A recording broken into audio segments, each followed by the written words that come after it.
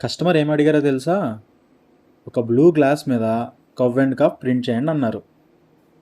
Size ఏమో 4x3 feet, కానీ వాళ్ళకి వచ్చేసి 4 పీసెస్ ఉన్నాయి. సో ఇప్పుడు మనం 4 పీసెస్ని సెపరేట్గా ప్రింట్ చేయలేం కదా.